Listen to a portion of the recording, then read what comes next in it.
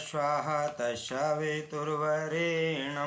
भर्गो देवस्य धीमहि धियो यो न प्रचोदयात्। ओम परमात्मने नमः।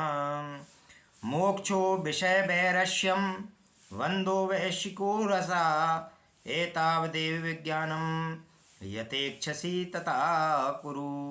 मोक्षो मोक्ष, विषय वैरस्यम विषयों में रस की प्रवृत्ति का न होना, वंदहा वंदन, वैश्विको विषयों से संबंधित, रसहा रस है, एतावदेव ऐसा ही, विज्ञानम ज्ञान का वास्तविक स्वरूप है, यथेच्छसि जैसी इच्छा है, तथा वैसा कुरु करो।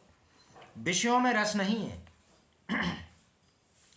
ऐसा अनुभव कर लेना ही मोक्ष है, और विषयों में रसात्मिक वृत्तिबंध है, अर्थात बुद्धि का यह निश्चय है कि विषयों से सुख प्राप्त होता है और प्राप्त होगा, यही वास्तविकता।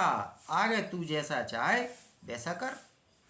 अष्टावक्र जनक जी से कह रहे हैं कि महर्षि अष्टावक्र इस सूत्र में बंधन तथा मोक्ष का अर्थ स्पष्ट करते हुए कहते हैं कि यही वह गुण है जो कुछ भी ज्ञान के नाम पर कहा सुना जा सकता है, कहा गया है अथवा कहा जाएगा, इसी का विस्तार है, इसी बात के इर्द गिर्द घूमेगा। बंधन से कैसे मुक्ति प्राप्त होगी, इसको जानने के लिए इंद्रियों तथा विषयों का स्वरूप, इन दोनों की एक दूसरे से संयुक्त होने की प्रक्रिया, इस पक्ष को जान लेने के पश्चात फिर यह जानकारी कि इससे किस प्रकार छूटा जाए, आरंभ कैसे और कहाँ से हो, इसकी और कहाँ किस किस रूप में आत्म प्रपंचना का खतरा बना रहेगा, कौन सी सावधानियां बरतनी होंगी, कुल मिलाकर इनमें रस तथा उनसे वैराग का ही सारा खेल है।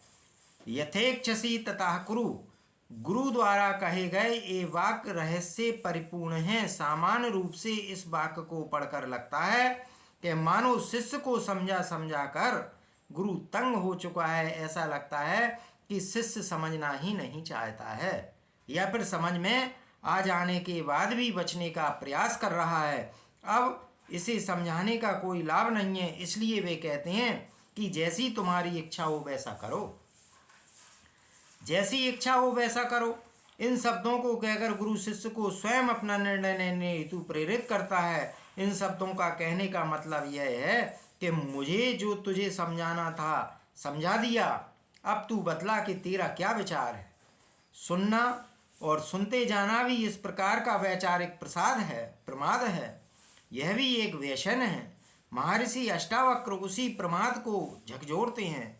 वे इसी कथन से मुक्त करना चाहते हैं। यदि तू सारी जिंदगी भी सुनता रहेगा तो भी ये सब बातें खत्म नहीं होने वाली हैं, इसलिए तू कोई निर्णय ले।